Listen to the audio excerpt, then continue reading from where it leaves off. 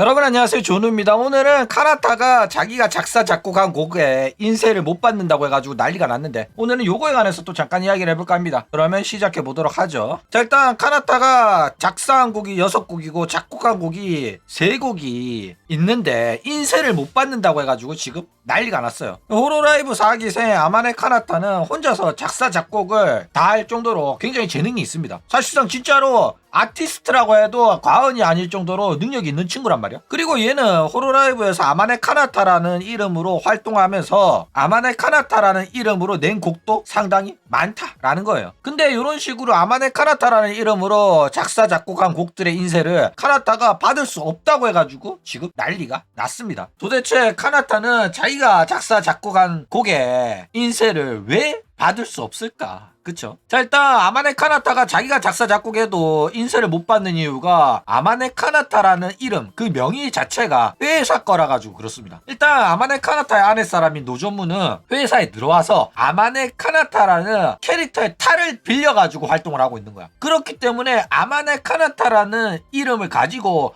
활동한 모든 거는 회사의 자산이 되는 거예요. 그쵸? 그렇기 때문에 아마네 카나타로서의 활동을 그만두며 아마네 카나타의 모든 권리를 아랫사람인 노조무가 주장할 수 없게 된다라는 거예요. 뭐 애초에 권리가 있지도 않고요. 그쵸? 자, 그러면 과연 아마네 카나타에 대한 권리, 이 노조무가 그 아무것도 주장할 수 없을까? 그쵸? 그리고 이런 상황이 과연 합법일까 불법일까, 요거에 관해서 또 잠깐 이야기를 해볼게요. 자, 일단 이거 놀랍게도 합법입니다. 왜냐면 실제로 일어나고 있는 일이에요. 실제 신인 가수들이 소속사한테 많이 당하는 수법인데, 아무것도 모르던 시기에 작사 작곡하잖아. 그래가지고 노래를 내가지고 활동을 시작한단 말이야. 근데 계약서에는 모든 곡의 권리는 회사가 가진다, 이런 조항이 들어가 있어가지고 그냥 계약서 뭣도 모르고 사인했다가 곡의 권리를 고스란히 다 뺏기는 경우가 많다라는 거예요. 그래가지고 얼마나 심하냐면은 애가 장기계약 끝나고 소속사 옮기며 옛날에 불렀던 노래를 저작권을 빼앗겨가지고 못 부르게 되는 경우가 있어. 그래가지고 일부 가수들은 새로운 노래들을 재녹음을 한다든지 리메이크를 한다든지 이런 식으로 하는 경우가 있다 이거예요. 일단 뭐 억울하다고 해도 서류상에는 자기가 작사 작곡한 곡을 권리를 회사한테 판매한다, 이런 식으로 되어 있기 때문에 사실상 억울하다고 주장을 해도 이기기가 쉽지가 않다라는 거예요. 실제로 이러한 경우가 많아가지고 뭐 한국에서도 악동 뮤지션이 요거에 당해가지고 파리바게뜨 그 콩떡빙수 노래를 싫어하는 이유가 바로 이거다 이거예요. 왜냐면 자기들 곡이 아니거든. 그렇죠. 자, 과연 그래가지고 이 곡의 권리 되찾을 가능성이 있을까? 일단 수많은 가수들도 일단은 계약서에 사인해가지고 소속사가 권리를 가져가 버린 거기 때문에 돈을 주고 사오지 않는 이상은 되찾을 가능성이 한없이 제로에 가까워요. 뭐 물론 법정 싸움을 하면 그 가능성이 제로는 아닌데 시간도 오래 걸리고 돈도 많이 들어가지고 사실상 포기하는 경우가 많다라는 거예요.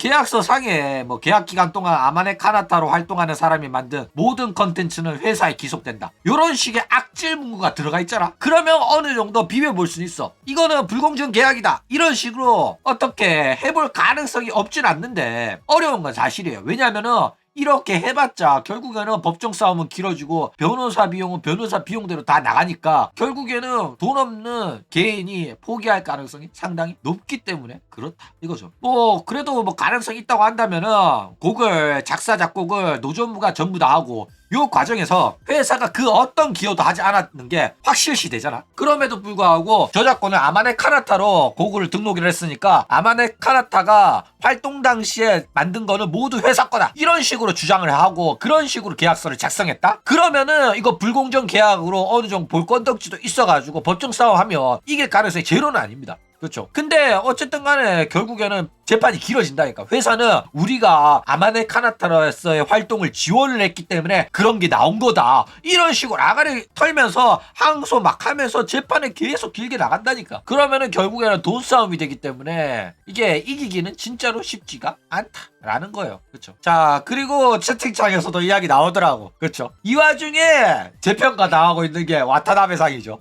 와타나베 줄리아는 호시마치 스이세이로 발매한 노래 중에 본인이 작사에 참가한 곡이 있어요. 참고로 얘는 뭐 작곡 이런 거 못합니다. 왜냐면 악보도 볼 줄 모르거든. 근데 얘는 요거를 호시마치 스이세이로 등록한 게 아니라 와타나베 줄리아 자기 본명으로 등록을 했어요. 왜? 그래야지 저작권료 작사료를 받을 수 있기 때문에 똑똑한 거죠. 스이세이 이름으로 등록을 했잖아. 그러면 자기가 못 받아. 근데 내 실명으로 등록을 했기 때문에 회사 때려치고 나가더라도 이 작사료는 자기 계좌로 꼬박꼬박 박힌다 라는 거예요. 그러니까 이거는 스이세이가 똑똑해서 이렇게 한 게 아니라 아마도 같이 작업을 한 작곡가가 똑똑한 친구인 것 같아. 그래가지고 작곡가가 일부러 알려준 것 같습니다. 본명으로 등록해야지만 회사한테 권리가 넘어가지 않는다. 이렇게 해가지고 대신 처리해가지고 이런 식으로 와타나베 본명이 작사로 등록이 된 것 같다라는 거예요. 그쵸? 그래가지고 결국 그 덕분에 신상은 털렸죠. 자, 일단 스이세이가 신상을 털리게 된 이유는 뭐냐면은 원래 저작권 등록은 실명 등록이 원칙이에요. 근데 여기에서 이제 활동명이나 익명 그런 것들을 등록하는 것도 가능합니다. 그러니까 실명으로만 등록이 되지만은 일반인한테는 활동명이나 익명, 뭐 닉네임 요런 걸로 표시되게끔 할 수 있는 거야. 그쵸? 근데 일본의 사이트는 전부 다 제대로 표기가 됐었어. 근데 해외 사이트에서 요거 신경 안 쓰고 그냥 당연히 실명 등록이 원칙이니까 활동명이 아니라 실명으로 그냥 공개를 때려버린 거야. 일반인들이 보는 곳에서도. 그쵸?